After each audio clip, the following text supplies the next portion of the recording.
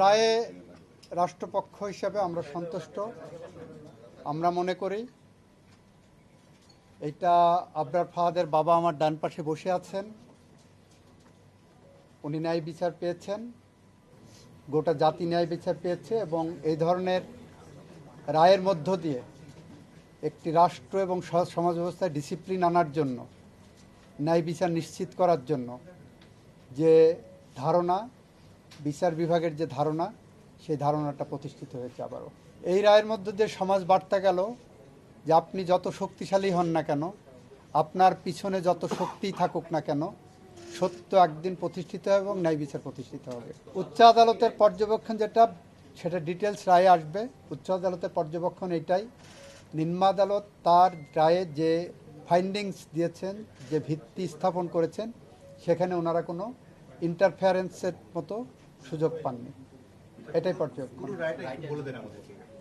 পুরো রায়টা 20 জনের নিম্ন আদালত ফাঁসি দিয়েছিলেন, 5 জনের যাবজ্জীবন দিয়েছিলেন এবং সেটা বহাল আছে। এইটা আপিলের প্রক্রিয়া, তো আপিল ফাইল হবে। আপিল ফাইল হওয়ার পরে এটা ম্যাটার অফ রাইট, ডেথ রেফারেন্সে আপিলটা আর সিপি করতে হবে না, এটা ম্যাটার অফ রাইট আসামি পক্ষের। আপিল ফাইল করুক, তারপরে আমরা প্রক্রিয়া কিভাবে আছে আইনগতভাবে আমরা দেখব। এটা আসলে উচ্চ আদালতে যে রায় দিয়েছে এটা আমরা আপাতত সন্তুষ্ট। আমরা চাই যাতে অতি দ্রুত, মানে বিভিন্ন ধাপে আপিল বিভাগ সহ যেভাবে যে প্রসেস আছে এগুলি যাতে অতিলম্বে কার্যকর করা হয়।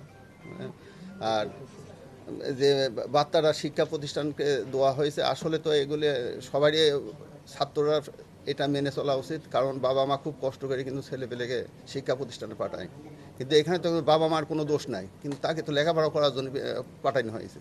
কিন্তু সেই ছেলেরা এসে যদি হলিকা মানে ফেসিম এদের হলিকা বিভিন্ন প্রলোভনে পড়ে যদি নষ্ট হয়ে যায়, তখন তো বাবা মাও কষ্ট হয়ে থাকে।